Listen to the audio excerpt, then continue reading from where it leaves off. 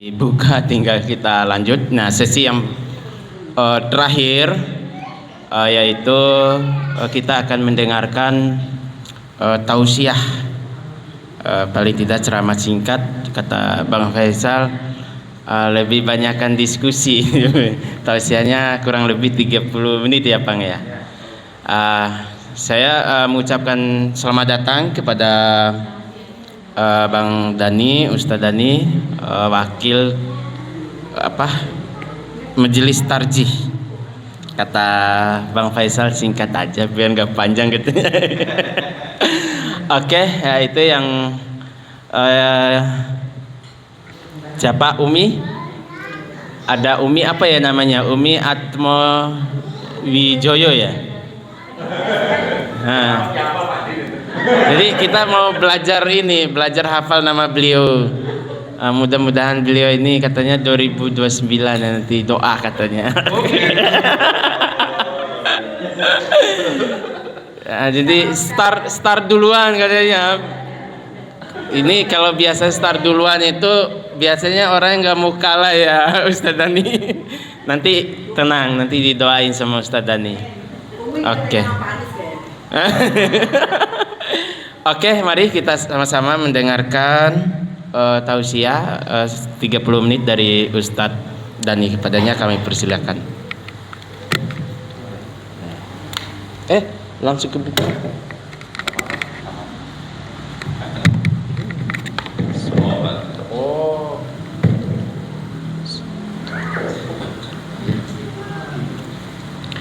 Assalamualaikum warahmatullahi wabarakatuh. Alhamdulillahi wahdah, wassalatu wassalamu ala nabiyya wala rasula ba'dah. Thumma alhamdulillahi haqqa hamdih, wa syukru lillahi haqqa syukrih, wala hawla wala quwwata illa billahil aliyil azim. Nashhadu an la ilaha illallah wahdahu la syarikalah, wa nashhadu anna muhammadan abduhu wa rasuluh. Allahumma salli ala nabiyyina Muhammadin wa ala alihi wa ashabihi ajma'in, amma ba'd. Faya ibadallah, usini wa iyyakum bitaqwallah wa ta'atihi la'allakum turhamun. Kama qala Allah ta'ala fil Qur'anil Karim, a'udzu billahi minasy syaithanir rajim. Ya ayyuhalladzina amanu taqullaha haqqa tuqatih wa la tamutunna illa wa antum muslimun. وقال أيضا يا أيها الذين آمنوا اتقوا الله وكونوا مع الصادقين. وقال أيضا وكذلك جعلناكم أمة وسطا لتكونوا شهداء على الناس ويكون الرسول عليكم شهيدا. وقال أيضا ittaqillaha, wa qala Rasulullah sallallahu alaihi wasallam ittaqillaha haitsuma kunta wa ittaqillaha mastata'tum. Yang sama-sama kita hormati pimpinan ranting Muhammadiyah Cinere. Ya betul ya, ranting Muhammadiyah Cinere benar ya. Para ketua, anggota pleno, seluruh jajaran, ibu-ibu pimpinan ranting Aisyah Cinere, para anggota pleno dan seluruh jajarannya. Di samping kanan saya Bang Anhar yang sudah menghubungi seminggu apa 2 minggu yang lalu ya Bang Anhar. Ya kurang lebih lah gitu ya. Udah Faisal. Lama gak ketemu ini. Dulu sama-sama ketemu sama Pak Haji Mahfudin ya, di Majelis Ekonomi dulu ya. Ya kira-kira berapa tahun yang lalu ya, 2017 ya. Baru ketemu lagi.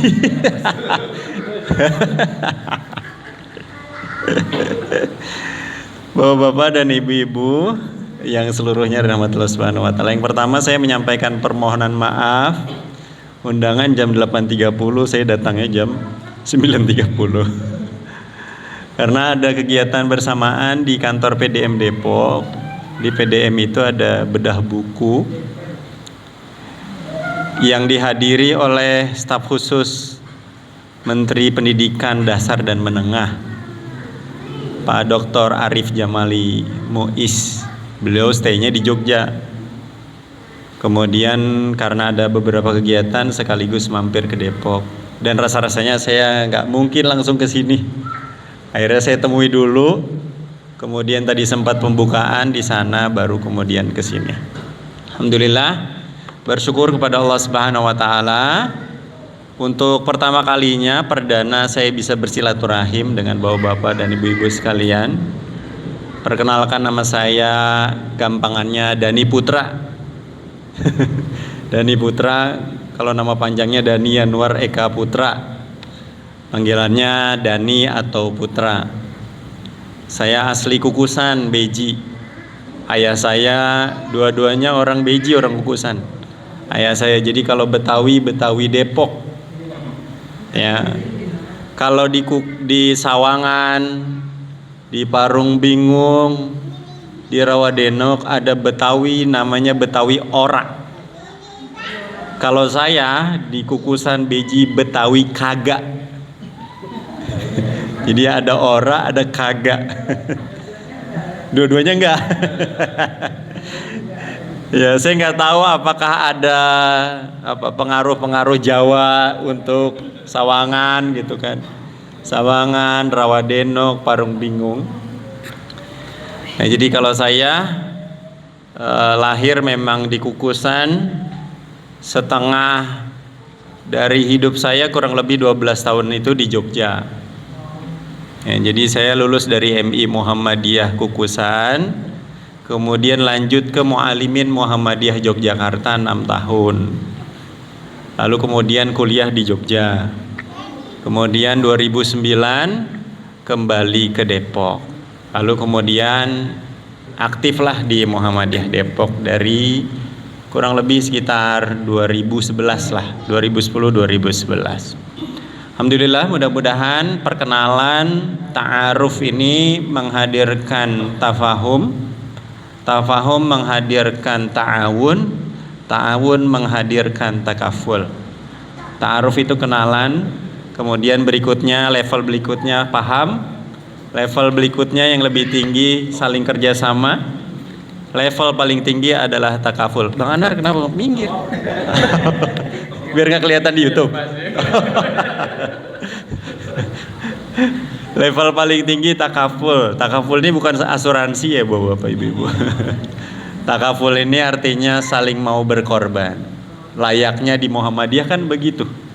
Muhammadiyah saat ini usianya sudah 112 tahun karena nampaknya kader-kadernya tidak pernah berhenti untuk berkorban untuk kejayaan Islam, lil i'la'i kalimatillah, lil izzatil Islam wal muslimin, untuk menegakkan kalimat Allah, kejayaan Islam dan kaum muslimin melalui alat dakwah yang disebut al-harakatu al-muhammadiyah atau Muhammadiyah movement, gerakan Muhammadiyah sebagai gerakan Islam yang sejak masa lalu karakteristik pendirinya Kiai Ahmad Dahlan memang karakter utamanya adalah berkorban, ya, mengorbankan harta dan jiwanya untuk Islam melalui Muhammadiyah.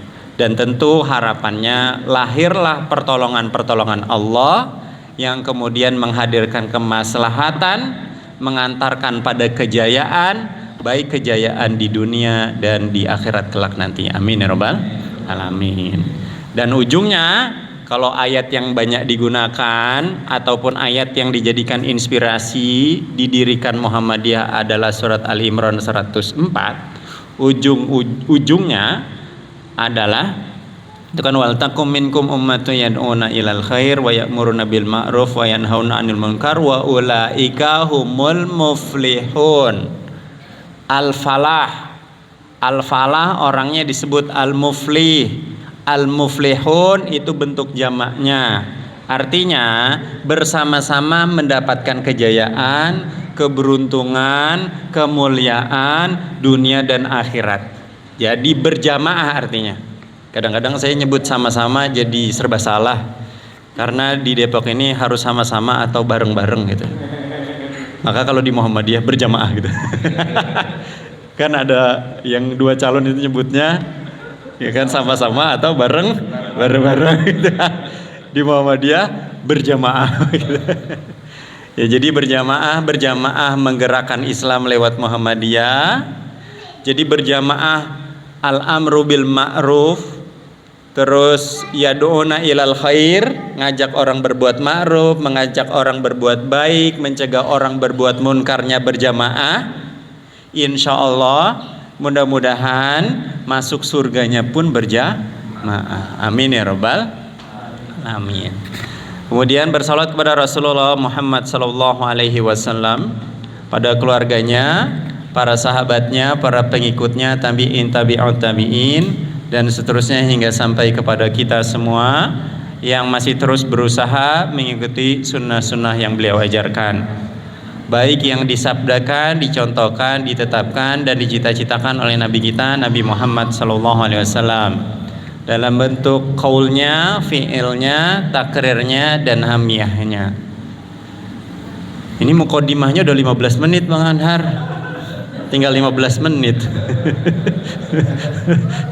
Bapak-bapak dan ibu-ibu rahimakumullah, untuk pertemuan kali ini saya akan mencoba mengulas tentang al-khasais al-Islam at-taqaddum, atau karakteristik ciri-ciri yang disebut dengan Islam berkemajuan yang ada di dalam risalah ar-risalah al-Islamiyah at-taqaddumiyah, dalam risalah Islam berkemajuan hasil Muktamar Muhammadiyah beberapa waktu lalu di Surakarta.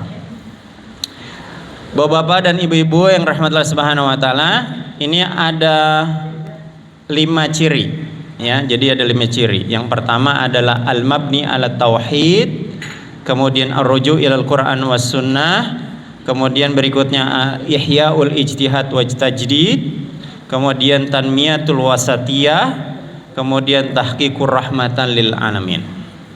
Tawali dengan yang pertama, ciri yang pertama. Ciri yang pertama adalah al-mabni ala tauhid.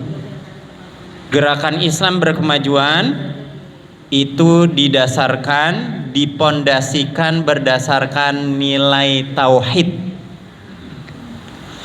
Apa itu Bapak-bapak, Ibu-ibu? Tauhid itu. Kalau kita dengar tauhidullah itu artinya apa? Tahu Bu? Keyakinan. Ada lagi? Yang lain? Keesaan. Ya, jadi tauhidullah itu paling mudah dipahami ada dalam surat Al-Ikhlas. Qul huwallahu ahad. Tauhidullah. Tauhidullah itu memiliki 2 arti. Yang pertama mengesakan Allah, yang kedua pengesaan Allah. Mengesakan Allah adalah keyakinan tadi yang menyatakan Allah itu esa. Katakan Allah esa, jangan katakan satu. Kalau katakan satu, dia ada potensi sebelumnya dari satu, kan ada setengah. Kemudian jadi satu, ada potensi 2 dan seterusnya. Tapi katakan esa. Esa itu artinya tidak memiliki awalan, yang disebut dengan qadim, berdiri sendiri.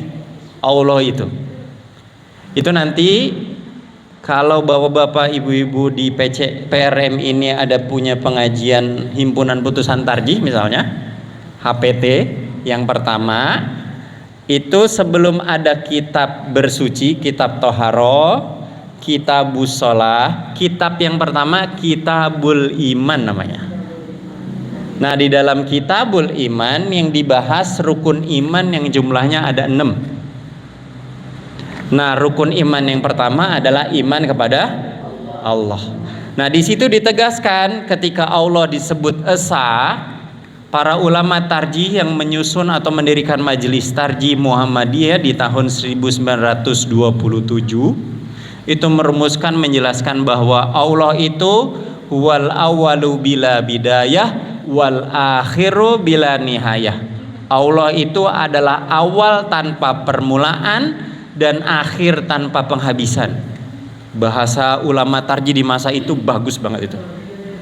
Awal tanpa permulaan, akhir tanpa penghabisan. Dialah Allah Subhanahu wa taala.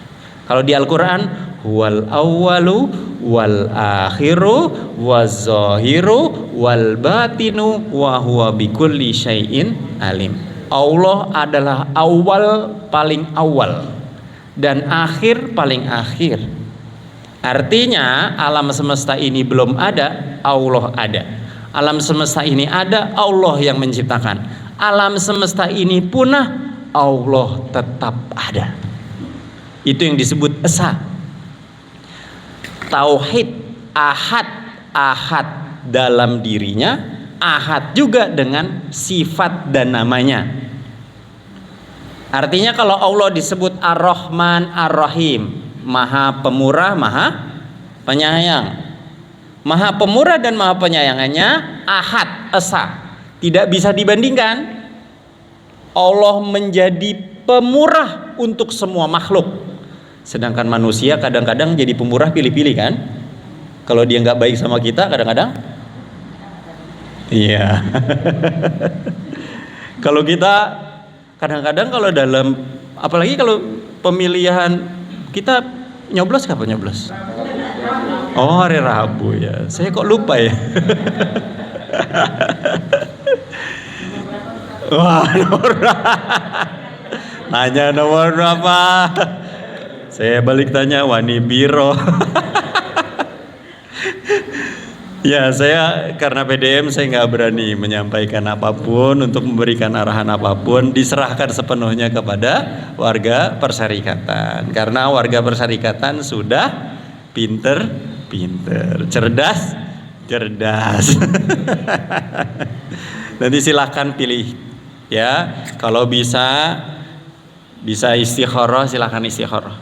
Ya, mumpung masih hari Rabu. Sekarang hari Ahad. Begitu ya. Dua-duanya udah datang Bu ke PDM. Dua-duanya udah memberikan pandangan visi misinya, apa yang mau dilakukan, udah kita dengarkan. Nah, masing-masing di PDM itu yang jumlahnya 13, yang sekarang jadi 15, termasuk ada Ibu Ketua PDA. Ibu Ketua PDA sekarang masuk di PDM juga sebagai ex officio. Ya, beliau tidak membidangi, di bawahnya tidak membidangi apa-apa. Hanya sebagai menjadi bagian dari perwakilan dari ibu-ibu Aisyah. Jadi bagian pimpinan daerah Muhammadiyah. Kalau saya ini wakil ketua PDM membidangi tarji dan kader. Kalau saya. Nah, beberapa di antara yang lain itu membidangi, bahkan ada yang sampai 3 majelis sekaligus. Jadi kalau wakil itu tugasnya emang jadi wakil gitu. Kalau ketua PDM nggak bisa hadir, wakilnya yang hadir gitu kan. Kalau ada kegiatan berkoordinasi dengan yang ada di bawahnya di majelisnya, itu langsung oleh wakil ketua PDM. Nah, dua-duanya sudah menyampaikan, dan di 15 orang itu beda-beda di PDM. Tidak satu sama suaranya gitu, harus ke sini semua, enggak. Jadi udah masing-masing. Jadi kita menghargai perbedaan pilihan masing-masing. Nanti di beberapa tempat cenderungnya sama ini ya kita hargai. Beberapa tempat cenderungnya sama yang ini kita hargai. Begitu. Ya jangan terlalu harus ini. Ya kalaupun nanti ranting pengen ngobrol-ngobrol diskusi, ini kayaknya yang ini lebih bagus nih, ya silahkan. Silahkan aja. Mangga saja. Ya kalau kita nggak berani mengarahkan. Artinya kalau sayangnya Allah itu tidak seperti kita. Kalau kita mungkin kalau pengen pilih, emang dia udah ngasih apa sama saya harus pilih dia. Gitu. Kalau Allah nggak gitu. Allah itu pemurahnya kepada semua. Jadi kalau semuanya itu Allah pemurah. Semua makhluk itu jadi pemurah. Ya, memberikan kemurahannya kepada semua makhluk. Ya, baik manusia ataupun bukan manusia. Muslim atau non muslim, Allah itu pemurah. Buktinya sampai dengan hari ini masih banyak yang hidup, bisa cari makan dan lain sebagainya. Itu pemurah. Ya, sedangkan penyayangnya khusus Allah ini. Allah itu menjadi penyayang hanya kepada orang-orang beriman. Nanti ada orang yang suka berderma, berbuat baik, disebut dermawan di dunia, tapi di akhirat amalan dia tidak akan pernah sampai. Kalau sekarang misalnya yang punya Windows ya, namanya Bill Gates ya. Nah, Bill Gates itu kan katanya duitnya udah banyak banget gitu ya. Terus kerjaannya sekarang filantropi doang. Filantropi itu ya ngasih beasiswa macam-macam. Bill Gates disebut dermawan, tapi amalan dia tidak akan pernah sampai kepada Allah. Karena apa? Karena tidak beriman. Karena kebaikannya tidak dilandasi iman, kebaikannya tidak dilandasi tauhid. Nah, ini perhatikan nih. Itulah kenapa kitab yang pertama di himpunan putusan tarjih adalah Kitabul Iman, sebelum bersuci, sebelum sholat, agar bersuci dan sholatnya sampai kepada Allah, agar mengelola SD Teki Al-Khawarizmi ini bernilai ibadah di hadapan Allah. Landasi gerakan ini didasari iman, didasari tauhid, meyakini bahwa segala sesuatu datang dari Allah dan akan berakhir kepada Allah. Landasi inna salati wa nusuki wa mahyaya wa mamati lillahi rabbil alamin, karena lillah, tujuannya ghayatullah, untuk Allah. Kalau tidak berdasarkan itu, rasa-rasanya mungkin Muhammadiyah udah bubar. Tidak sampai 112 tahun Muhammadiyah. Tidak mungkin Muhammadiyah itu punya 29 PCIM, pimpinan cabang istimewa Muhammadiyah yang tersebar di mancanegara. Bukan cuma di Indonesia, bukan cuma di Kauman di masa itu. Di 1912, 18 November 1912 atau 8 Zulhijjah 1330. Bahkan mungkin saja Kiai Dahlan tidak pernah membayangkan bahwa ada sekolah sampai ke Melbourne, ya kan, yang disebut dengan Muhammadiyah College. Bahkan mau beli lagi, menurut keterangan dari Dr. Agus Taufikur Rahman, wakil ketua PP Muhammadiyah, ketua PP Muhammadiyah, beliau menyampaikan mau beli lagi di Sydney. Mungkin kampusnya tidak pernah dibayangkan oleh Kiai Ahmad Dahlan, sudah sampai di Perlis, ya kan?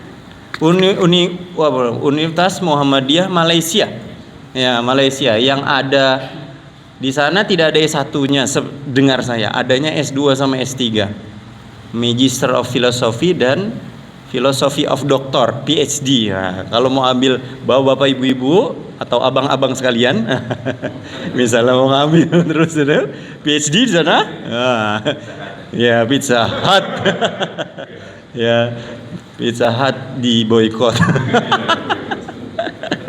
Sekarang pindah ke Pizza Box. Ini bukan endorse ya bapak-bapak. Ya, itu jadi mabni ala tauhid, didasari dengan tauhid di dalam bentuk keyakinan, tapi diwujudkan tauhid itu, nilai-nilai tauhid itu dalam bentuk pembebasan. Membebaskan kaum mustad'afin. Mustad'afin itu dimaknai dua, bapak ibu-ibu, bukan cuma miskin dari ekonomi, tapi miskin pengetahuan. Itulah kenapa gerakan pertama Ki Haji Ahmad Dahlan, kalau ada orang mustad'afin, orang lemah, kasih pakaian, kasih makanan, sekolahkan dia, ajari dia. Maka dia akan keluar dari apa? Dari kondisi dia, mampu melawan keterjajahan. Itu makna tauhid. Tauhid itu karena kita berasal dari yang satu, dilarang di antara kita untuk menjajah. Karena kita berasal dari yang satu, Allah Subhanahu wa ta'ala. Siapa saja yang melakukan penjajahan, eksploitasi, korupsi, macam-macam itu yang bisa menyakiti orang lain, sesungguhnya kita sedang merusak tauhid. Itu yang disebut pentauhidan. Jadi ada mentauhidkan, ada pentauhidan. Mentauhidkan itu keyakinan, Pentauhidan adalah actionnya, amalnya. Karena kita berasal dari yang satu, yaitu Allah, maka ketika kita berasal dari yang satu, kita semua harus saling menjaga dan menghormati sekaligus memelihara. Itu yang disebut dengan tauhidullah. Tinggal 2 menit Bang Anhar. Masih kurang 4 lagi. Kemudian cirinya, ya, jadi cirinya orang Muhammadiyah tuh bertauhid. Nanti bapak-bapak, ibu-ibu buka semua dokumen resmi Muhammadiyah, itu pasti yang pertama kali dilandasi dengan tauhid. Semua dokumen Muhammadiyah, mau MKCH, kepribadian Muhammadiyah, pedoman hidup Islami warga Muhammadiyah, itu semua dokumen-dokumen resmi Muhammadiyah itu selalu didasari dengan tauhid. Inilah ajaran 13 tahun pertama Nabi Muhammad SAW saat masih di Mekah. Yang dibina pertama kali adalah soal tauhid, soal iman. Dari beriman kepada Allah, orang jahil ini beriman pada Allah tapi butuh nidan, butuh tandingan. Urusan manusia banyak, maka Tuhan pembantunya harus banyak. Lata, Uzza, Mana dan lain sebagainya. Orang Arab jahil di masa itu. Sehingga ketika Nabi melakukan Fathul Makkah, di sekeliling Ka'bah ada 360 berhala yang kemudian dihancurkan oleh Nabi Muhammad SAW. Dihancurkan semua. Mekah itu dari bertuhan banyak menjadi bertuhan esa. Dari politeisme menjadi monoteisme. Dan dari syirik menjadi bertauhid. Nah, gitu. Ya, paham ya Bu? Bapak-bapak paham ya soal tauhid ya? Kemudian berikutnya, arruju ilal Quran wa sunnah. Bersumber pada Al-Quran dan sunnah. Islam yang berkemajuan ala Muhammadiyah, itu sumber pokok inspirasi dalam gerakan adalah Al-Quran dan sunnah. Al-Quran dan sunnah itu sumber hukum dari segala macam hukum. Itu disebut Al-Quran dan sunnah. Al-Quran dan sunnah inilah yang ditinggalkan oleh Nabi Muhammad SAW. Ya, ini apa terlalu serius? Sehingga diem semua nanti lama-lama ngantuk. Ya, lama-lama ngantuk. Tapi alhamdulillah nggak ada yang ibu-ibu kalau ada yang main HP mungkin sambil nyatet mungkin ya. Saya husnuzon bapak-bapak ibu-ibu. Kalau sambil main HP nyatet ceramah. Tahu sih ya, bukan lihat status, update status gitu ya. Ya biasanya penceramah itu ujiannya memang 2 bapak-bapak ibu kalau di sekarang nih. Yang pertama ngantuk, yang kedua main HP. Kalau di pinggir jalan itu masjidnya, tempat pengajiannya, biasanya ujiannya adalah kendaraan. Wah, itu saya pernah juga ngisi masjid musola itu pas banget pinggir jalan besar, kedengaran betul itu. Ya kalau udah 3-3-nya itu repot ya, ngantuk juga, main HP juga, kedengaran juga. Waduh, itu sedih sekali itu penceramah.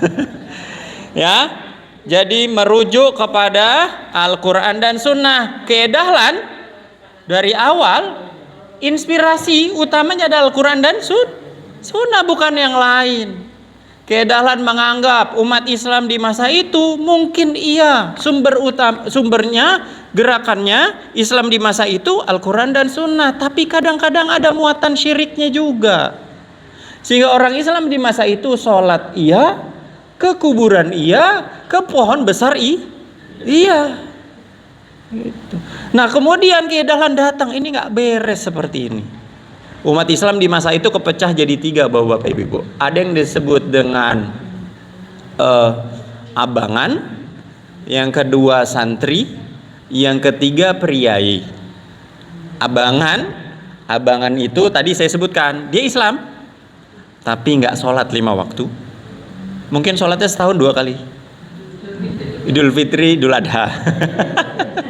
Ya, sholatnya 2 kali, Idul Fitri, Idul Adha. Puasa juga enggak, tapi percaya sama Nyi Roro Kidul, Darmo Gandul, Genderuwo, buto ijo, macam-macam lah itulah ya. Di masa itu masih percaya dengan klinik macam-macam itu, ya. Nah itu disebut abangan. Santri ini sekolah di pesantren, tapi tidak dapat ilmu umum. Aljabar nggak dapat, bahasa Belanda nggak dapat, karena waktu itu yang disebut modern kan anggapnya ada di Belanda kan. Itulah kenapa tempat kita disebut Hindia Belanda gitu kan, karena dijajah oleh Belanda.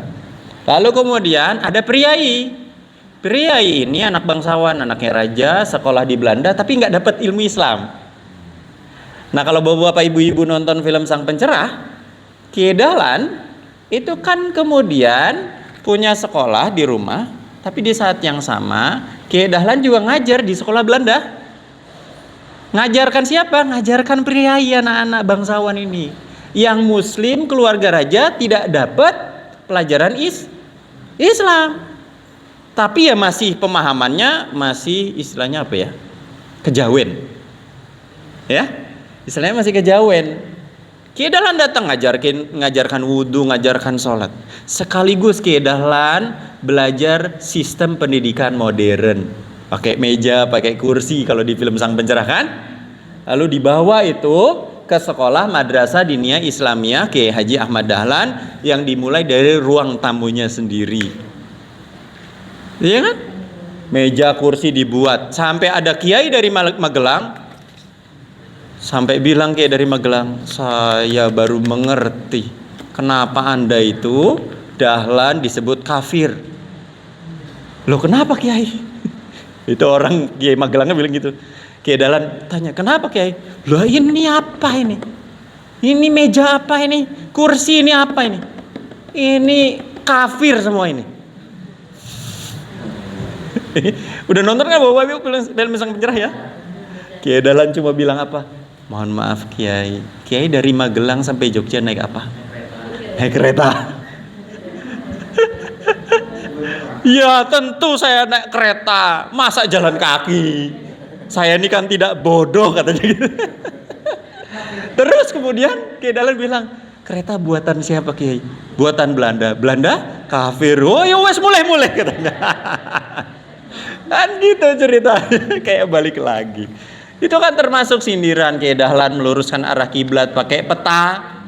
Itu dianggap peta itu, saya pernah ngelihat peta ini di kantor government Belanda gitu. Siapa saja yang mengarahkan kiblat berdasarkan ini, karena Belanda itu kafir berarti kafir gitu. Itu saking terbelakangnya umat Islam di masa itu, berbau-bau klinik, banyak berbagai macam hal yang syirik sekaligus terbelakang. Dan Al-Quran selain surat Al-Ma'un dan Al-Asr yang diajarkan Kiai Dahlan, Al-Ma'un itu 4 bulan, Al-Asr itu 7-8 bulan. Al-Ma'un lahir di antaranya sekolah panti asuhan. Al-Asr itu dari surat Al-Asr mengajarkan tentang tertib dan menghargai waktu. Jadi Kiai Dahlan itu nggak mau pindah 7-8 bulan. Kiai Dahlan ngajarkan surat Wal-Asri itu, nggak mau pindah surat yang lain sampai santri dan santriwatinya datang tepat waktu. Dari surat Al-Asr itu lahir amal usaha yang disebut lapangan sepak bola, namanya lapangan Asri. Nah, dulu waktu saya masih di Mualimin, kalau main bola tiap hari Kamis, karena liburnya hari Jumat, Kamis habis sekolah itu main bola jalan kaki dari Mualimin sampai lapangan Asri. Nah di lapangan Asri ini diantaranya ada juga yang mencatat pertama kali Muhammadiyah melaksanakan sholat Id di tanah lapang. Punya lapangan. Yang pertama kali Muhammadiyah dibilang orang gila, ada masjid kok sholat di lapangan. Saking bodohnya itu, padahal dia dalam hadisnya ada Nabi itu keluar dari rumah beberapa ratus meter, meninggalkan rumah dan masjid untuk sholat Id. Fil musalla yang dimaksud di situ adalah tanah lapang. Wah ini implikasinya banyak ini bapak ibu-ibu, bersumber pada Al-Quran dan Sunnah. Begitu ya. Udah 10:07 Bang Anhar.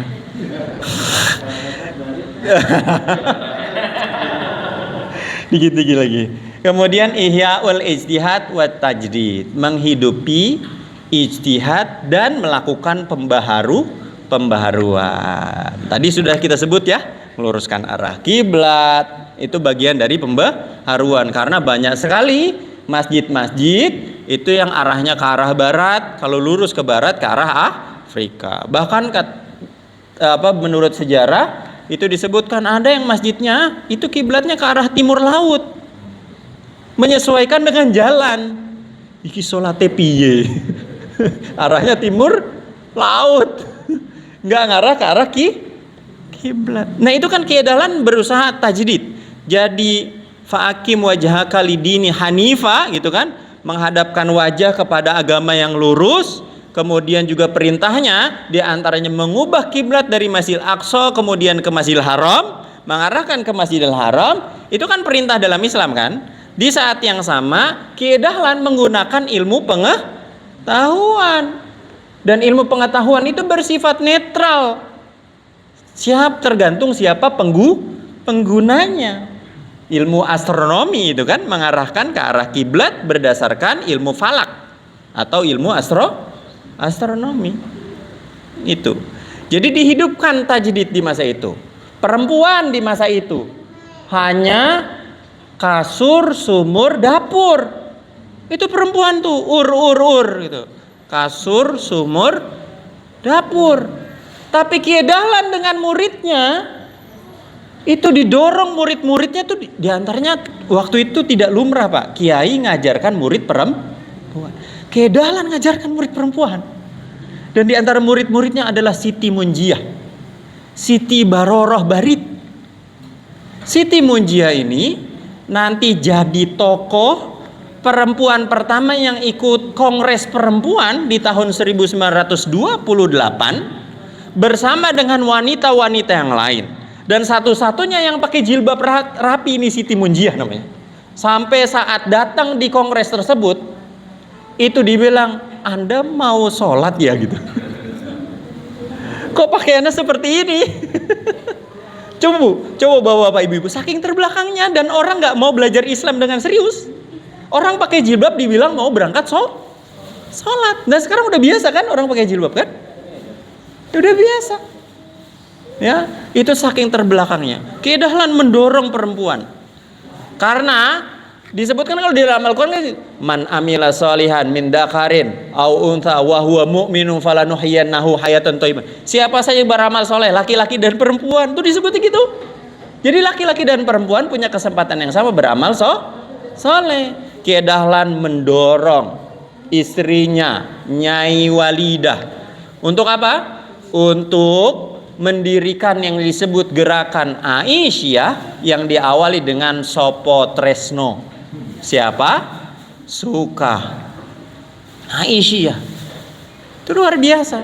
Kiai Dahlan mendorong gerakan Aisyah. Tidak lumrah Pak di masa itu. Ya, sebagai gerakan perempuan. Coba saya tanya ibu-ibu Aisyah. Jadi pendiri Aisyah Nyai Wali. Ya, pertanyaannya adalah siapa ketua Aisyah pertama? Nah, kebanyakan tahunya Nyai Walidah. Itu hampir di mana-mana Bang Anhar kalau saya tanya ibu-ibu, Nyai Walidah. Karena tahunya fotonya Kiai Dahlan Nyai Walidah. Muhammadiyah Aisyah. Ternyata ketua pertama Aisyah pertama bukan Nyai Walidah. Namanya Siti Bariyah. Nanti buka tuh Bu, sejarah Muhammadiyah, namanya Siti Bariyah. Ya, ketua Aisyah yang pertama. Nah, itu yang disebut Ihyaul Ijtihad. Kenapa ijtihad harus dibumikan, terus dikembangkan? Karena banyak sekali persoalan-persoalan kehidupan manusia yang tidak bisa atau belum ada jawaban di masa lalu. Hukum rokok Muhammadiyah, mohon maaf nih kalau ada perokok. Tapi kayaknya nggak ada yang ngerokok. Oh, sekarang nggak ada. Ya, nggak tahu di rumah ya. Ya, rokok itu nggak ada di dalam Al-Quran dan hadis. Tapi dia pakai ijtihad dengan qiyas namanya. Dulu ulama, jadi kan rokok itu nggak ditemukan di masa Nabi dan para sahabat kan? Nggak ada, di Al-Quran nggak disebutkan. Tapi gimana cara menghukumi rokok? Beberapa ulama memakruhkan rokok. Rokok itu dimakruhkan Karena apa? Makruh itu artinya apa, Bapak Ibu? Makruh itu tidak haram, tidak halal, tapi lebih baik ditinggalkan, dibenci artinya. Karoha yakrohu artinya benci. Makruh artinya sesuatu itu dibenci, tidak disukai. Dulu dimakruhkan karena Nabi dalam hadisnya pernah melarang seseorang berangkat ke masjid itu makan bawang. Nah, melarangnya dalam bentuk makruh bawang itu karena bau. Jadi kalau ada orang sholat, apalagi sholat yang jahar, baca amin, amin, kanan kirinya kebauan bawang. Nah, itu makruh. Tapi pertanyaannya, apakah kandungan bawang dengan kandungan rokok sama? Ternyata makruh hukum rokok tidak cukup. Nah, Muhammadiyah melibatkan dokter dalam melahirkan fatwa tentang haramnya rokok. Pakar ekonomi diundang. Kalau dokter fatwa, kan ulama itu ada ulama bidang keagamaan. Kalau kita kan umumnya disebut ulama paham agama lah ya. Tapi di Muhammadiyah ulama itu artinya orang berilmu. Dokter itu disebut ulama, tapi ulama bidang kesehatan. Para ekonomi juga ulama bidang ekonomi, politik. Nah, Muhammadiyah itu nggak ingin membeda-bedakan, membuat sekat-sekat. Sehingga dalam ijtihad Muhammadiyah seringkali melibatkan para pakar keilmuan, termasuk dalam persoalan rokok. Kalau bicara kesehatan udah tahu. Ya, fatwa paling gampang cari fatwa ulama bidang kedokteran ada di bungkus rokok. Ya, tinggal dibaca. Nah, ulama bidang ekonomi membandingkan cukai rokok yang didapat sama negara dengan biaya kesehatan. Ternyata biaya kesehatan lebih besar daripada cukai rokok ini. Akhirnya rokok diharamkan oleh Muhammadiyah, tapi bertahap haramnya, tidak langsung mutlak. Karena banyak buruh-buruh yang ada di pabrik rokok butuh peralihan kan. Banyak juga petani-petani tembakau yang ada di Rumah sakit PKU Muhammadiyah Temanggung supportnya dari tembakau. Butuh proses. Kalau saya boleh dengar dari Kiai Haji Hashim Muzadi, Allah yarham, beliau sudah wafat, mantan ketua PBNU. Beliau sendiri yang bilang, kenapa NU susah mengharamkan rokok? Kata Kiai Hashim Muzadi, gimana mau ngaramin? Lawong sponsornya rokok. NU sponsornya rokok. Pesantren-pesantren yang di Jawa Timur itu supportnya banyak dari pabrik rokok. Ya piye mau mengharamkan. Itu kayak Hasim sendiri ngomong sambil bercanda. Nah, itu butuh ijtihad, Pak. Game online itu ada hukumnya. Muhammadiyah bikin namanya fikih, ya, fikih informasi atau fikih game online juga ada. Itu Muhammadiyah punya. Fikih disabilitas nggak ada di masa Nabi. Fikih kebencanaan nggak ada. Fikih air, itu hasil ijtihad Muhammadiyah, luar biasa. Bahwa Bapak bisa baca buku di Himpunan Putusan Tarjih dan juga kompilasi tanya jawab agama jilid 1 sampai dengan 8 atau 9. Itu ada semua. Banyak sekali. Jadi luar biasa, dari 1912 sampai dengan hari ini banyak banget produk ijtihad Muhammadiyah. Itu yang kemudian bagian dari menjawab tantangan zaman berubah. Islam solih fi kulli makan wa zaman. Islam selalu berkesesuaian dan di setiap tempat dan setiap zaman. Zaman berubah, Islam harus jawab. Begitu ya, ihyaul ijtihad wa tajdid. Kemudian yang keempat adalah tanmiyatul wasatiyah, mengembangkan wasatiyah. Wa kadzalika ja'alnakum ummatan wasata. Kita ini umat yang tengah. Tengah itu bukan berarti nggak punya sikap. Tengah itu bisa mengoreksi yang di kanan, mengoreksi yang di kiri. Itu disebut umat tengah. Umat tengah itu juga bersifat adil, mampu menegakkan keadilan. Di hadapan pemerintah, Muhammadiyah itu mampu mengapresiasi sekaligus mengkritisi. Itu enggak. Coba Bapak Ibu. Muhammadiyah itu eksis 112 tahun, bisa melewati semua orde. Ya karena kemampuan menjadi wasatiyah itu. Ya kalau Muhammadiyah, kalau Muhammadiyah itu menyetujui usulan Kiai Haji Agus Salim. Kiai Haji Agus Salim itu pernah mengusulkan Muhammadiyah dijadikan, mohon maaf, dijadikan partai politik. Dalam sidang Hofbestur Muhammadiyah, Kiai Haji Agus Salim berorasi, politik penting dan lain sebagainya. Lalu direspon sama Kiai Dahlan. Kiai Dahlan cuma meresponnya dengan 2 pertanyaan. Yang pertama, apa itu Islam? Yang kedua, beranikah kalian berislam? Gak ada yang bisa jawab semuanya dengan pertanyaan Kiai Dahlan. Akhirnya Muhammadiyah gak jadi partai politik. Lalu dibuatlah nanti beberapa saat kemudian didirikan Masyumi kan, sebagai tempat partai kaum muslimin. Lalu kemudian beberapa saat kemudian Masyumi dibubarkan oleh Soekarno. Muhammadiyah hampir dibubarkan karena tokoh Muhammadiyah banyak masuk di Masyumi. Tapi ada kelihayan siasat atau strategi Kiai Haji Ahmad Badawi waktu itu memberikan bintang kehormatan kepada Soekarno agar Muhammadiyah nggak dibubarin. Ya, tapi alhamdulillah sampai dengan hari ini. Dan saya merasa bahwa Bapak Ibu-ibu, ya, ini saya merasa setiap di Muhammadiyah itu setiap pemimpin itu sesuai banget dengan ungkapan setiap zaman ada pemimpin, setiap pemimpin sesuai zamannya. Dan Presiden Jokowi memang cocoknya Muhammadiyah dipimpin sama Pak Haidar. Kalau dimimpin dengan Prof. Din Samsudin di masa itu agak repot. Prof. Din Samsudin hadapannya dengan SBY Demokrat, dikritik keras, ya begitu. Ya gitu loh. Yang terakhir adalah tahqiqur rahmatan lil alamin, yaitu mewujudkan rahmat bagi sekalian alam. Tugas Muhammadiyah tidak lain tidak bukan adalah menghadirkan rahmat bagi sekalian alam. Itulah kenapa tema kita adalah menghadirkan kemakmuran untuk semua, tema milad kan? Menghadirkan kemakmuran untuk semua. Wa ma arsalnaka illa rahmatan lil alamin. Itulah Bapak-bapak, Ibu-ibu. Mohon maaf ini kelebihan 20 menit. Ya, ada 5 ciri Islam berkemajuan, dimulai dari mabni ala tauhid, bersumber pada berdasarkan tauhid, arruju ilal Quran was sunnah, bersumber pada Al-Quran dan sunnah. Kemudian yang ketiga, ihyaul ijtihad wat tajdid, menghidupkan ijtihad dan tajdid. Lalu kemudian berikutnya bernuansa atau bernilai wasatiyah.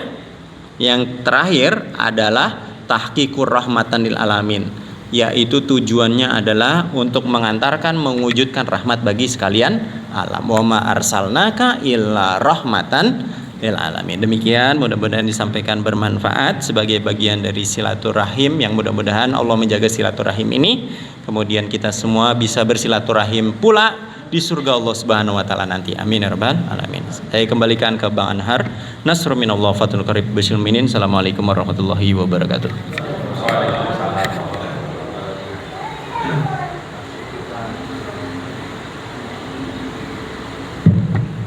Terima kasih kepada Ustaz tadi yang mendapatkan mengenai Muhammadiyah.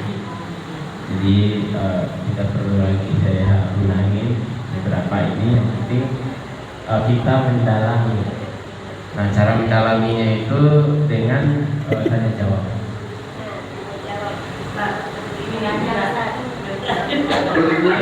Belum disebut. Nah, ya udah.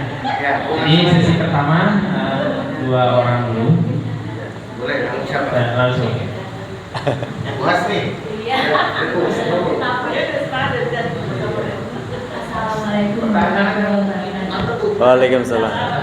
Pak Ustadz, saya mau nanya di luar kajian Pak Ustadz, apa yang harus kita dahulukan, mengikuti kajian atau bukan?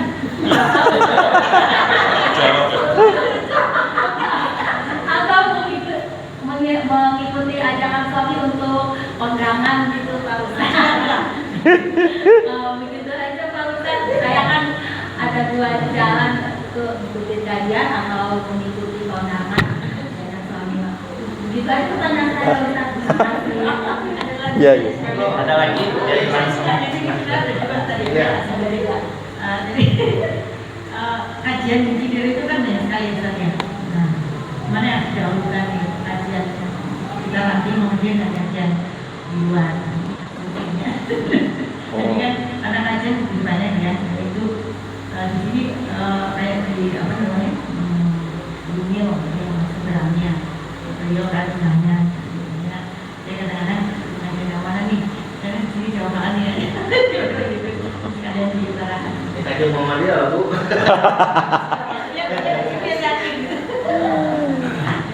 Ini mau Dua dulu. baru dijawab. Oke, yang pertanyaan pertama, apa yang harus didahulukan, apa mengikuti ajakan suami kondangan atau pengajian? Itu dari Bu Asmi, dari Umi. Kajian di Cinere itu banyak, mana yang kita dahulukan gitu. Apakah kajian di Muhammadiyah atau yang mana yang dimaksudnya? Baik, bismillahirrahmanirrahim. Ini masalahnya saya seorang suami nih. Suami dan Muhammadiyah.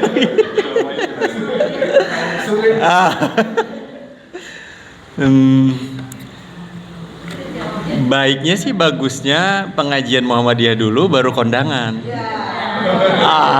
Atau suaminya ikut ke sini. Itu lebih bagus lagi Bang Faisal ya. Jadi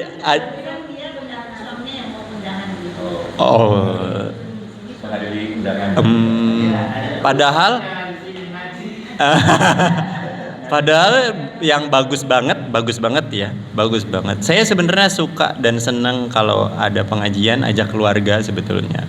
Jadi anak suami istri berangkat ikut ngaji, beberapa anak-anak diajak ngaji. Itu kan ngelihat orang tuanya, itu nanti sudah kebayang itu pas dia mulai dewasa dia paham bahwa ayah ibunya adalah menjadi penggerak dakwah di Muhammadiyah. Itu penting memperkenalkan sejak dini. Kalau Pak Haji Farhan AR, Allahyarham Pak Haji Farhan, sebelum Ketua PDM Depok, sebelum Pak Haji Idrus, beliau putranya Kiai Haji A.R. Fahrudin. Pak Kiai Haji A.R. Fahrudin itu punya kader dari anaknya yang memang dari awal diajak kalau kemana-mana ngaji, itu namanya Pak Sukrianto A.R. Ya, jadi Pak Sukrianto A.R. beliau itu kalau dalam bahasa ya kader intilan, ngintil kemana-mana, diintilkan gitu ya, kemana-mana diajak gitu ya. Apa Pak? Follower. Kayak Laron Pak. Laron kalau udah kehilangan sayap kan ada yang ngikut aja tuh belakang. Maksud saya itu penting. Ya, jadi kalau bisa pengajian ini ruhnya Muhammadiyah, Bapak Ibu-ibu. Jadi kalau ada Muhammadiyah tapi dia nggak punya pengajian dan pengajiannya nggak hidup, ya kayak manusia nggak punya roh, mati dia. Punya aum tapi nggak punya pengajian, nggak ada ruhnya, sehingga gerakannya itu nggak jelas. Kalau punya pengajian, ada pengajian tarji, ada pengajian ideologi Muhammadiyah, jadi kita paham dari mana kita harus melangkah dan tujuannya apa kita harus melangkah. Sehingga al-harakatu al-Muhammadiyah ini tidak centang perenang. Kalau saya pakai bahasa Pak Haidar ya, centang perenang itu yang ini ke sini, yang ini ke sini, karena menurut pahamnya masing-masing. Saya tidak melarang ngaji di tempat lain, tapi ketika kita adalah bagian dari warga persyarikatan, yuk kita cukupkan pemahaman keislaman kita dan kemuhammadiyahan kita, agar gerakan kita ini menjadi kokoh, jamaah kita jadi kuat. Sehingga dengan cara itu saling menguatkan satu dengan yang lain. Kadang-kadang ya mungkin karena sekarang serangannya lewat YouTube kan. Pengajian itu luar biasa. Pengajian yang salafi ada, yang Syiah juga ada. Ya apa aja ada. Ya macam-macam. TikTok, Indonesia pengguna TikTok paling banyak sekarang, ngalahin Amerika. Yes. Ngeri sekali itu TikTok itu kan nggak bisa difilter kadang-kadang. Ya, susah itu mengendalikannya. Pembuat konten siapa, pengendali kebenarannya siapa. Nah itu. Nah kalau di Muhammadiyah itu lebih jelas. Apalagi misalnya kita punya pengajiannya terkhusus. Ada HPT. Nanti yang dibahas HPT aja. Ada ideologi aja. Itu dikaji. Saya aja nemani bawa bapak ibu-ibu di beberapa ranting di tempat Beji itu. Di Beji ada Beji Timur. Sudah berapa tahun itu ngaji HPT belum selesai. Karena putusan tarjih saja yang pertama itu 300 halaman. Yang HPT 3 hampir 700 halaman. Itu dibahas satu-satu. Bahas pertama. Pertemuan berikutnya udah lupa. Itu aja begitu kan. Dan itu lebih jelas. Karena apa? Kalau di Muhammadiyah itu segala macam produk-produk itu dimusyawarahkan lebih dahulu. Tidak bacaan pribadi individu. Dibuka, semua kitab dibuka, dibahas. Mana yang paling rojih, paling kuat. Lalu itu yang dipilih oleh Muhammadiyah. Baru disosialisasikan. Jadi sudah diuji itu kebenarannya. Ya, itu penting itu. Maka berkaitan dengan pertanyaan yang kedua, ibu-ibu, kalau di Muhammadiyah, mohon maaf ini, saya menggunakan kalimat ini. Kalaulah di Muhammadiyah itu diperkenankan, ya memang diperkenankan sih, tapi tidak dianjurkan berpoligami. Istri kedua saya adalah Muhammadiyah.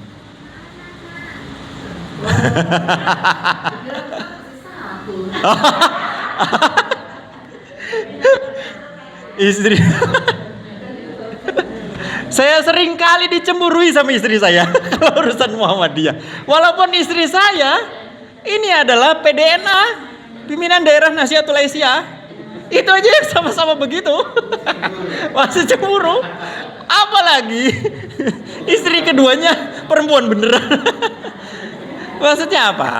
Maksudnya ya Muhammadiyah ini kendaraan kita untuk menuju surga. Mantapkan di dalam diri, di dalam muqaddimah anggaran dasar Muhammadiyah.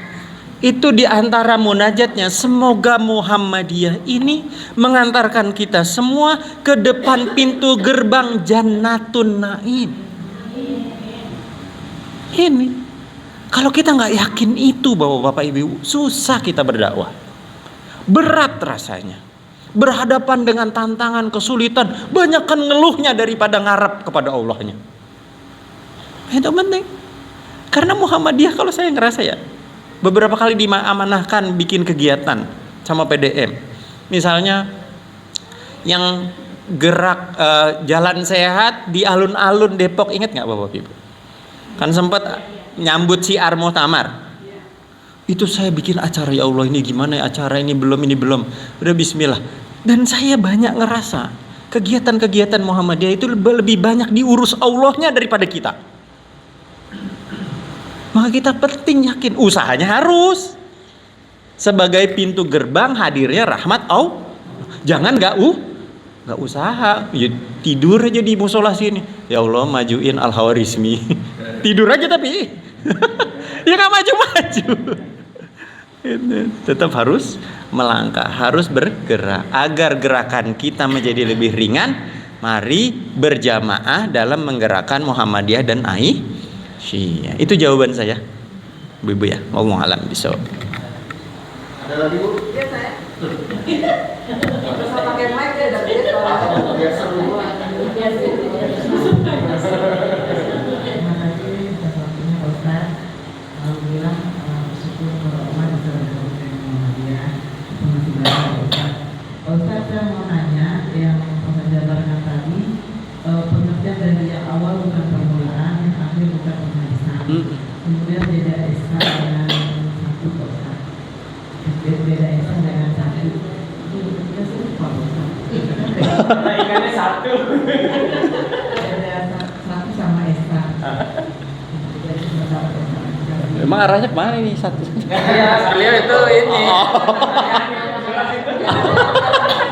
Maksudnya kan kata-kata esa dengan satu itu udah dengan Iya. Ya, Baik.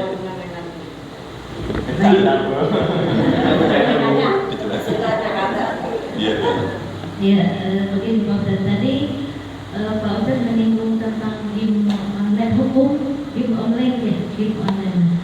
Saya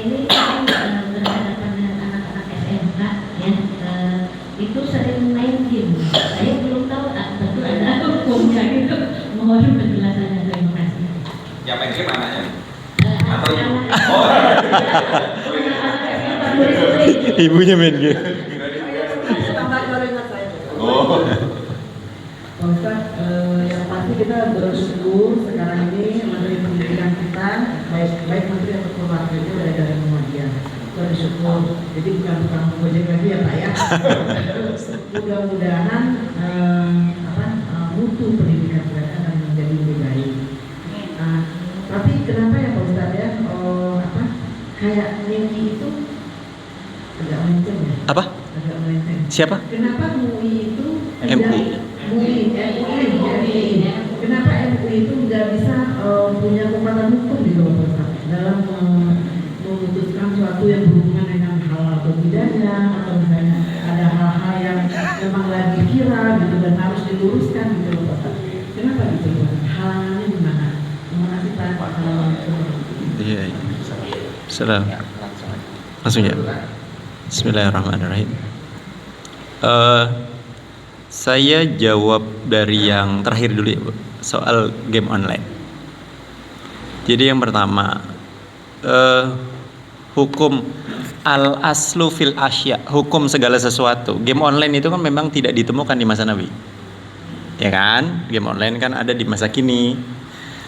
Hukum asal sesuatu itu al-aslu fil asya al-ibahah. Hukum asal, muasal sesuatu itu boleh. Sampai hatta ya dulu ad-dalil alal haram, sampai diketemukan dalil yang mengharamkannya. Pertanyaannya, nanti ada nih dalam fikih informasi.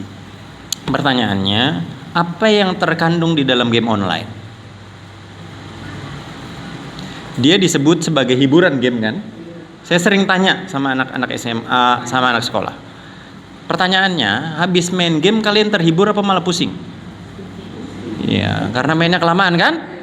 Mainnya kelamaan, ngabiskan waktu, ya, jadi malas, tidak konsentrasi. Nah itu yang menyebabkan berubah hukumnya. Jadi boleh menjadi tidak sampai haram sih, tapi subhat, lebih baik ditinggalkan.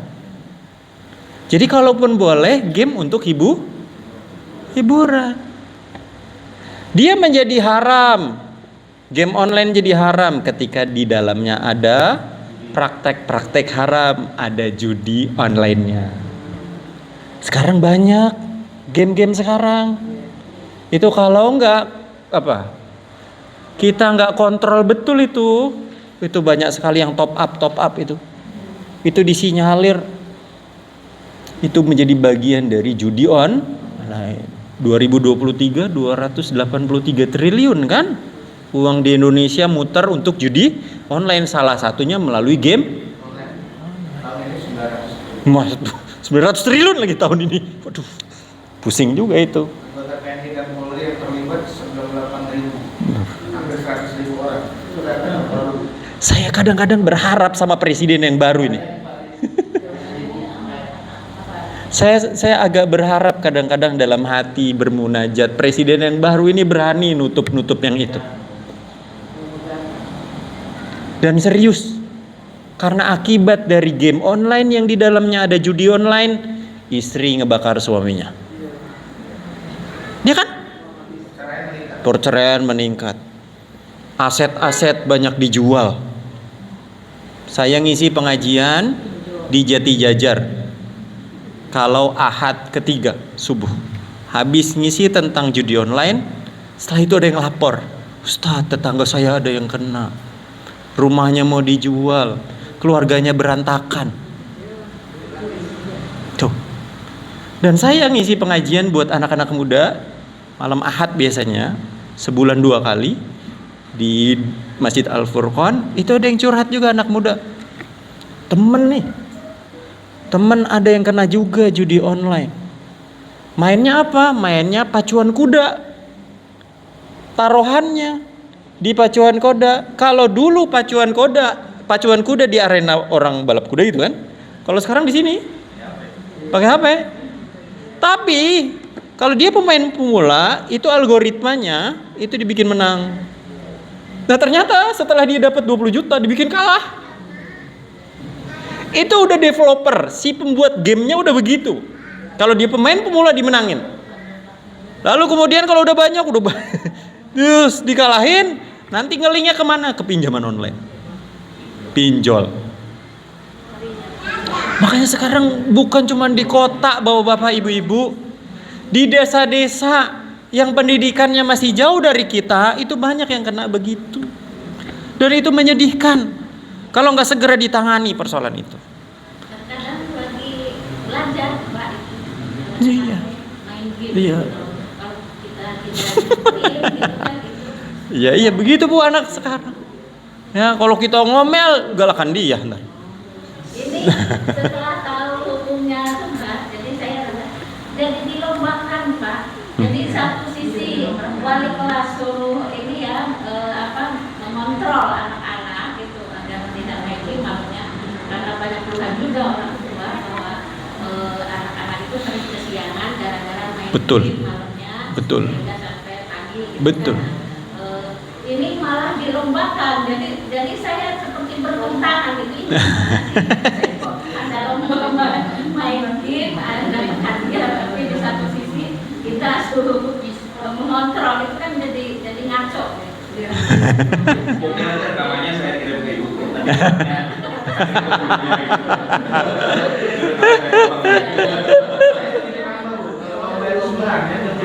Sudah ada karir, tapi kalau Ustaz bilang tadi kalau udah tuh harus subahan. Iya, jadi makanya saya sampaikan gitu. Sudah ada karir. Saya sampaikan ilmu ini, jadi sebaiknya mungkin ya jangan dilombakan lah. Iya. Dan saya terus tidak setuju gitu, tapi kan ya. Sebenarnya kadang-kadang apa mencari Pencarian kan, iya banyak banget. Ada arah subahan tadi ya lah. Iya. Soalnya, iya. Nanti agak khawatir nanti belum dampak psikologisnya. Si pemain game itu pasti punya dampak psikologis. Itu luar biasa pokoknya. Baik, kemudian mungkin itu ya jawabannya Ibu ya. Kemudian yang pertama, yang kedua soal Allah wal awalu bila bidayah wal akhiru bila nihayah. Allah itu adalah awal tanpa permulaan dan akhir tanpa penghabisan. Lalu kalau di dalam Al-Quran itu disebutkan huwal awwalu wal akhiru waz zahiru wal batinu wa huwa bikulli syai'in alim. Jadi apa yang dimaksud dengan pernyataan tersebut? Yang dimaksud dengan pernyataan tersebut adalah Allah tidak terikat waktu. Yang terikat waktu adalah makhluk. Ada waktu dia dilahirkan, waktu berjalan dia berjalan menuju menjadi dewasa, tua, kemudian wafat. Itu artinya terikat waktu. Waktu itu berdasarkan apa? Matahari, bulan kan? Matahari dan bulan ciptaan Allah. Itu kan konversi jam, ya kan? Waktu sholat kita, waktu bertambah, wajah kita berubah, rambut kita mengalami perubahan warna, gigi kita, ya, dan lain sebagainya, ya kan? Betul kan? Gitu kan? Nah itu berarti kita terikat oleh waktu, ya. Dan waktu itu akan berhenti nanti, yang disebut dengan hari akhir. Hari akhir disebut hari akhir karena tidak ada lagi hari setelah itu. Dimulai dari kekacauan waktu. Apa kekacauan waktu? Matahari terbit dari barat, matahari terbit dari tempat terbenamnya. Dan Allah tidak terikat itu karena Allah yang buat semuanya. Sehingga Allah disebut huwal awwalu wal akhiru. Huwal awwalu bila bidayah wal akhiru bila nihayah. Allah adalah awal tanpa permulaan. Jadi artinya gini, kalau kita semua kan ada awalnya. Alam semesta ini akan ada awalnya, ada hukum-hukum alam semesta kan Pak, yang Big Bang itu kan. Ya, itu awal mula bumi gitu kan, dari gas bergesekan dan lain sebagainya. Dan Allah Subhanahu wa taala adalah yang paling awal dari semua yang ada di alam semesta. Walaupun saya tetap nggak enak menyebut paling awal, seolah-olah ada awalnya. Padahal makanya kalimat yang digunakan oleh Majelis Tarjih, dia adalah awal tanpa permulaan tuh, lihat. Bahasanya bagus banget ulama tarjih itu. Masya Allah banget. Kiai Haji Mas Mansur itu pertama kali yang jadi ketua Majelis Tarjih. Dan akhir tanpa penghabisan. Bagus sekali itu. Itu kalimat tepat banget. Ya. Ya, karena Allah itu Qadim. Qadim itu artinya ya nggak ada yang lebih mengawali Allah gitu. Itu disebut Qadim. Sedangkan kita ini kan ada yang mengawali kita kan, orang tua kita, lalu kakek nenek kita, seterusnya sampai Nabi Adam. Itu kan yang kemudian bantahan Nabi Musa kepada Firaun. Ketika Firaun, Ana rabbukumul a'la, aku ini Tuhanmu yang paling tinggi. Terus dijawab sama Nabi Musa, kalau engkau Tuhan paling tinggi, lalu bapak ibumu, kakek nenekmu siapa? Bingung Firaun. Iya juga ya, bapak ibu saya dan kakek nenek saya siapa? Kan saya paling tinggi.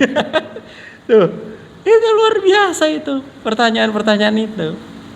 Ya, nah alam semesta ini bersifat fana, berakhir dengan kepunahan. Dari tidak ada sesuatu yang memiliki awalan pasti ada usianya, Bu. Semuanya, apapun itu, nggak ada yang kekal. Kalaulah ada makhluk yang berhak kekal, itu Nabi Muhammad. Kalaulah ada. Tapi faktanya Nabi Muhammad telah wafat. Nabi Muhammad saja wafat, apalagi kita. Begitu. Jadi pemahamannya kayak gitu, Bu ya. Dia maka Allah itu disebut esa, nyambungnya tidak bisa disebut satu karena satu itu bisa ada pecahan awalnya dan ada kemungkinan dari satu jadi dua, tiga. Maka lebih tepat Allah disebut esa. Meskipun ya namanya bahasa Indonesia. Bahasa Indonesia kadang-kadang tidak bisa memberikan makna terkait dengan apa yang disebut di dalam Al-Quran dengan bahasa Arab. Karena satu kata dalam bahasa Arab maknanya banyak, tidak cuma satu makna. Nah itu apa ya? Kalimat esa itu yang paling mungkin menggapai tentang makna ahad. Gitu Bu ya. Terus apa lagi Bu ya? Oh MUI. Waduh, ini piye jawabnya? Ini politik kayaknya kalau ini. Ya memang aneh, Dan juga posisi MUI kan, MUI ini kan pendirinya siapa sih? Buya Hamka kan, tokoh Muhammadiyah kan, yang sudah berkali-kali sampai dengan hari ini tokohnya bukan dari Muhammadiyah terus kan? Ya itu faktanya begitu. Ya banyak yang carut marut, bukan cuma MUI. Ya mudah-mudahan ya kita berharap ada banyak hal yang diperbaharui lah di periode ini. Ya kita berdoa. Kementerian Agamanya juga kan Prof. Nazaruddin Umar ya relatif tidak terlalu ke NU gitu ya. Ya maksudnya saya bukan jelekin NU-nya bukan. Karena ada yang Menteri Agama yang sebelumnya kan itu kan apa ya, serampangan. Ya pendidikannya nggak jelas. Kasus ya kan S1 juga enggak. Terus kemudian banyak kasus sebenarnya. Waktu beliau jadi GP Ansor dulu, ketua GP Ansor, itu ada kasus kemah pemuda, tapi yang kena cuma pemuda Muhammadiyah. Sebenarnya kasus juga dia, cuma nggak ke blow up aja. Kasus haji kemarin, itu ada kasusnya begitu. Iya Bu ya, mohon maaf jawaban saya nggak bisa jangkau yang kebangetan tinggi. Ya, mudah-mudahan. MUI itu sebenarnya hanya bersifat rekomendasi. Jadi dia tidak bisa membuat satu ketetapan hukum. Bisa mengeluarkan fatwa. Ya, jadi dia sebenarnya Tapi tidak mengikat. Ya, seperti merekomendasikan saja. Lalu keputusannya tidak ada di negara. Mungkin mudah-mudahan Pak. karena peran ulama di negara seperti kita ini memang tidak mutlak, tidak seperti zaman kita waktu masih zaman Taliban. Kalau peran ulama itu kan sangat besar ya. Kalau negara kita masih arah-arah liberalnya kan kuat. Jadi ulama itu sekedar omong-omong aja, sekedar untuk pelengkap saja sebenarnya. Mungkin seperti itu tambahan saya sih. Ya, mungkin ada yang lagi Bu yang lain? Oke. Masya Allah. Ini nggak selesai Pak. Ini sesi terakhir kali ya. Iya. Salam. Saya Yus, saya bukan bertanya tapi menghibur saja. Mungkin untuk kajian berikutnya kita bahas mengenai target dan target saja. Karena kalau pengajian umum kita sudah dapat kemana-mana yang banyak. Tarjih. Ada lagi Bu? Nah itu tuh satu-satu. Kenalkan saya Bu.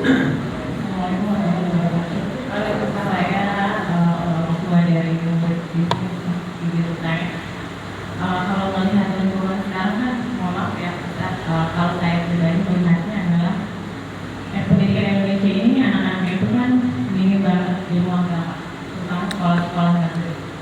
Begitu ternyata seperti itu. Kenapa saya misalnya juga, saya jujur sekolah di sini saya banyak bantuan dari Bundeswehr. Makanya saya punya orang anak saya tidak yang sekolah di sini. Gitu. 2 orang sudah mondok karena saya memang ada pelarian untuk sekolah di luar konteks saya tuh yang nggak terlalu banyak Agama. pendidikan agamanya ada kan, sehingga keahlian mereka pun akan terbawa. Kondisi lingkungan di rumah saya pun lingkungan itu banyak orang-orang yang tidak paham agama sebenarnya, kan kita Indonesia banyak kan muslim, tapi muslimnya itu jujur yang saya tahu, saya pun pakai ilmu ya, yang saya kurang mengerti ilmu agama, sehingga harus mencari guru supaya mengerti pelajaran agama kan tentang Quran hadis itu ada unsur itu harus bagaimana, itu semuanya kita harus mencari sendiri gitu. Sedangkan di situ banyak sebenarnya orang pintar itu banyak yang paham agama. Itu bagaimana gitu. Terus saya bertanya itu bagaimana mereka untuk ke masyarakat sehingga masyarakatnya mendapatkan pemahaman ilmu, karena kadang saya ada beberapa teman juga kita kalau mencari belajar agama itu kayak ada sulit karena memang ada yang cuma di tempat-tempat tertentu, sedangkan ada lingkungan itu tidak memadai begitu. Jadi untuk anak-anak pun sehingga kurang lebih kalau orang tua yang nggak itu kan anak-anak juga nggak punya ilmunya begitu. Jadi saya sebenarnya saya mondokin biasa ilmu juga karena saya sebagai orang tua tidak bisa mendidik dan agama untuk bisa terjun di lingkungan masyarakat itu menjadi manusia yang baik juga seperti itu. Jadi bagaimana Ustaz melihat kondisi lingkungan kita ini untuk supaya masyarakat ini paham agama gitu ya. Jadi misalkan ada jadwalnya belajar di lingkungan FX ini atau di sini gitu kan, itu belajar agama gitu, yang belajar itu benar-benar bukan hanya yang kalau sama agama mungkin kan banyak di mana-mana bisa, tapi kita benar-benar mempelajarinya dengan yang benar-benar belajar gitu. Kayak misalkan anak-anak SD itu misalkan kan udah sampai ada yang mau balik misalkan karena itu mereka di sekolahnya mungkin diajari cara mandi wajib, cara ini yang konsep itu benar-benar ilmunya itu benar ada, jadinya kita menjalankan agama sesuai dengan ilmu seperti itu. Jadi kalau kita menjalankan agama hanya kita berjalan aja sholat tanpa hal ini kan hukumnya kan saya juga masih kurang gitu ya. Bagaimana cara kita melihat lingkungan sih kondisinya seperti itu. Ya.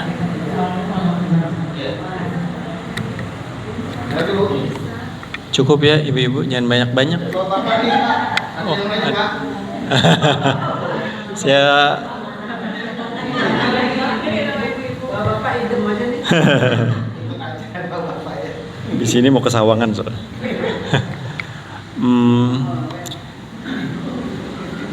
Berarti Bang Anhar harus semakin semangat pengajian di sini.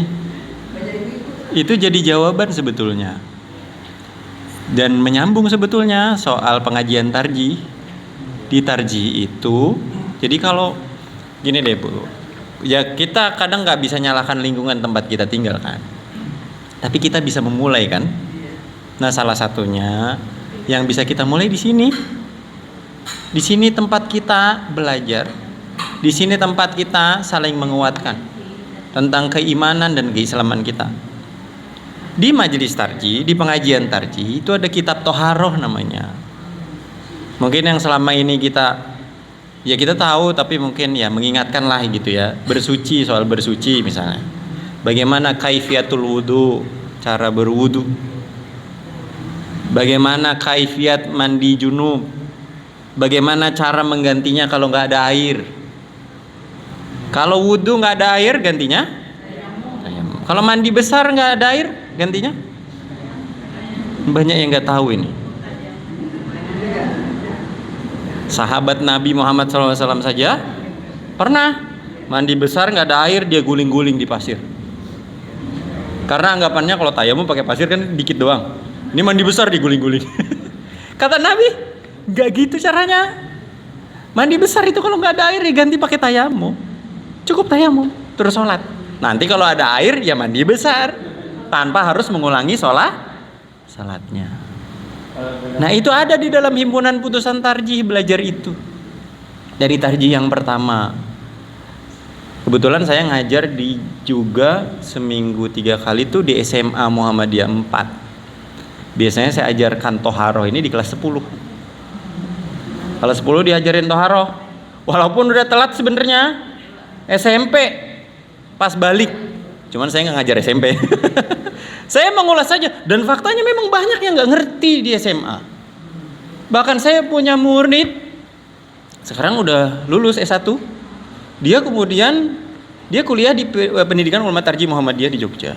Sempat ngajar anak-anak baru Universitas Muhammadiyah Jogja, anak baru. Ditanya satu-satu tentang gimana cara mandi junub, banyak yang nggak ngerti. Udah kuliah, terus gimana status sholatnya?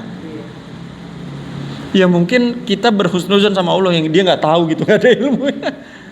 Tapi berarti kan orang tuanya itu nggak ngajarin dia kan cara mandi junub yang bener kayak apa. Nah itu penting memang.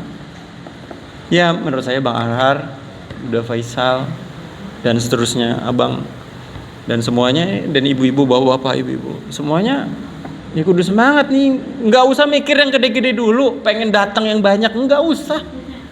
Segini aja dulu istiqomah, terus diinformasikan, ya, terus diinformasikan, terus gigi, insya Allah nanti kita akan paham.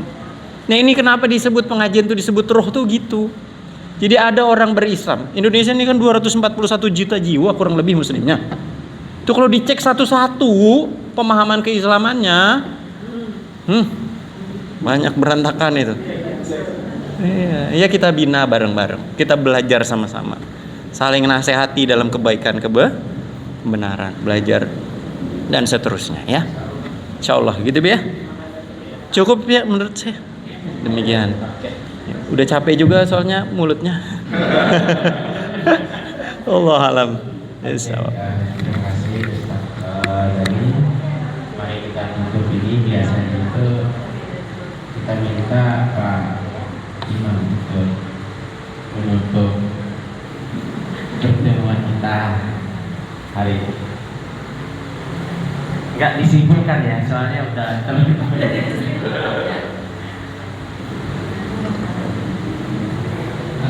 Alhamdulillah, memang saya benar-benar tua di sini. Assalamualaikum warahmatullahi wabarakatuh. Mari kita awali doa kita dengan membaca kitab Al-Fatihah.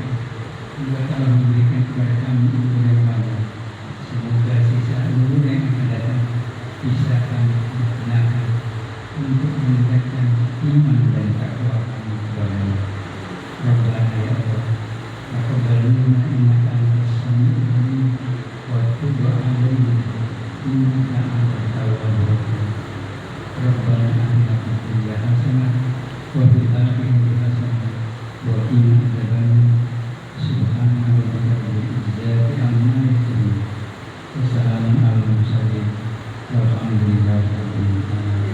Terima kasih. Assalamualaikum warahmatullahi wabarakatuh. Oke, terima kasih Bapak Ibu sekalian, para guru, komite, para guru kita, PLN, pimpinan dan tim Aisyah. Mari kita tutup dengan doa